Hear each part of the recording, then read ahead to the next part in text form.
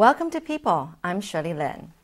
Now, if you've heard of the 2010 International Flora Expo here in Taipei and how there was this building called the Eco Arc, which is made up of 1.5 million PET bottles. Well, Arthur Huang is the guy who invented that building, and he is also the founder and managing director of MINIWIZ. Well, let's first of all welcome Arthur. Hi, Arthur. Hello. Hi, Shirley. Okay. So what is MINIWIZ? MINIWIZ, actually, we started off the company as a company that tried to help people to reduce your carbon footprint. So it's actually started out as MINIWIZ. But obviously, you cannot trademark a company based on minimize because that's a real word. So we just turned the M over, symbolizing the recycling of our products. Oh, I see. Now, I'm going to ask a strange question. Does the start of your company have anything to do with the way, your upbringing, by your parents? I mean, were your parents like, I don't know what to say, a very frugal, loving the earth kind of people? They're always teaching you to love the earth, to value everything that you own in your life, or things like that? No, actually. Of course, all that it comes with the upbringings. I think the upbringing is part of it is actually coming from Taiwan and in Asia in general. Everybody will say their parents is cheap, their parents is frugal, very conservative. But in reality, I think for sustainability, this minimizing your waste is such Asian culture. So that became part of my upbringing when I was growing up in Asia. And so when I was when I was being educated in the United States and in Europe, I really see the difference in terms of how people consume. And this is when you have that kind of the eureka moment, saying that, wow, this is why we have the sustainability issues. Because if we live like our parents in Asia, or like many of my uncles and aunts, who are always thinking about turning off lights, who are always thinking about saving as much as possible, really, there won't be as much of a sustainability or environmental issue today because their consumption needs is very low relative to many of a very huge capitalistic economy. Oh, okay. So that's what we're talking about, capitalism. Yes. And you're trying to make a difference about that. Well, let's go back a little bit. I understand that you studied architecture at Harvard and also went on for further studies at Cornell. Right? Actually, the opposite. The opposite. Went to Cornell for undergrad and then Harvard for graduate school. Oh, all right.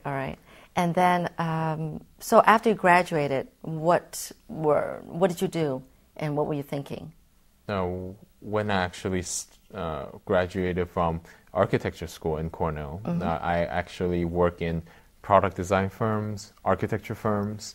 Then I go on to graduate school. Of course, I started doing my own practice, and I started teaching at a university level.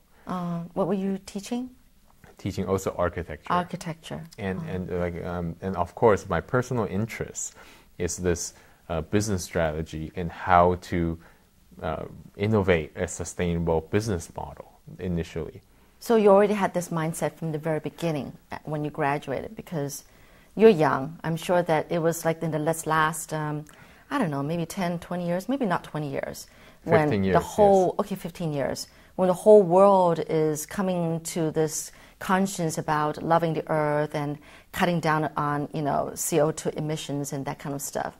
And so you're born in this generation. And so, exactly, yeah. Right, so obviously you have this mindset and so then whatever you were doing was towards this goal. And that's how you started your company in 2006, I guess? Yes. So I think actually in 2005 we already started. Okay. But 2006 is when we actually officially registered. I think one of the interesting things for us, how we started, is actually it's out of a spite.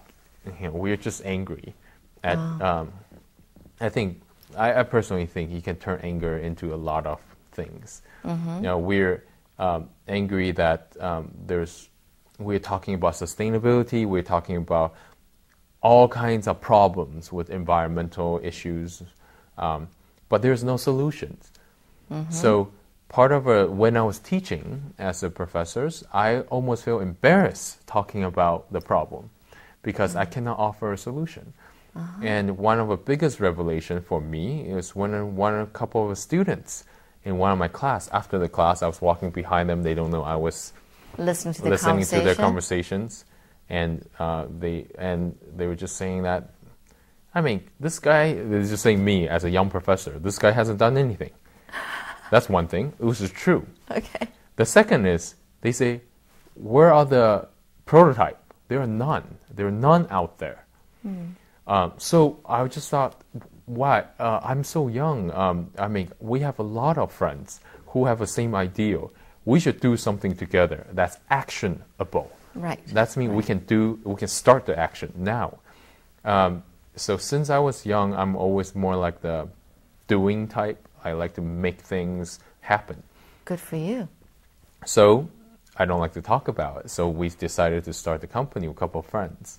And of course, all this is, you start off by being angry at what is happening and how come no one's doing anything. So what can we offer in return? You probably should have. Did you go back and thank those two students? I should have, but yeah. Wow, they got you started.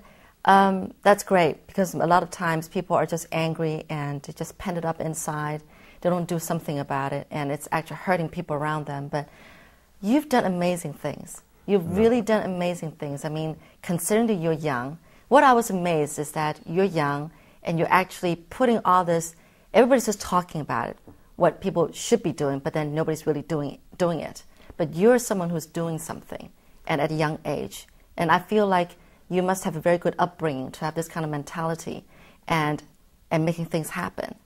No, I first of all, of course, thanking parents and my brothers who are almost the same age as me, who we are competing continuously, we're fighting continuously. This is great. This is where, this closeness also spark competitions. I think this is, in general, this is how people improve, try to think outside the box.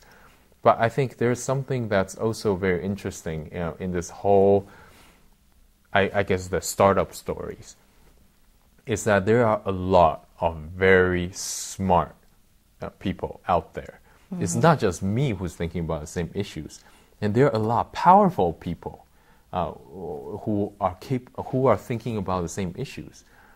And me, I think I just got lucky in the way that I'm trying to do something, and that there are very powerful uncles and families who are willing to support and willing to actually buy into the idea. And then, of course, this takes a lot of exercise to prove that this idea might work. Okay, and so I think for a lot of younger generations, I'm like close to 35 too. So, for the generation below me, I would say is a lot of people are more interested in saying, why don't you listen to me? I think what they didn't understand is before someone has to listen to you, you have to prove that you're worth it. Yeah. And at least you have to prove that you have somewhat of a value that deserves people's time. I think this is, when I was in the 20s, I think this is one of a thing I always feel embarrassed to ask people for things because I feel like I have no value. Oh, really? Okay. But you're so different now. No. Considering, I'm sure, I got a feeling you must have had a lot of sleepless nights where I feel like your brain is probably a mind that just doesn't stop.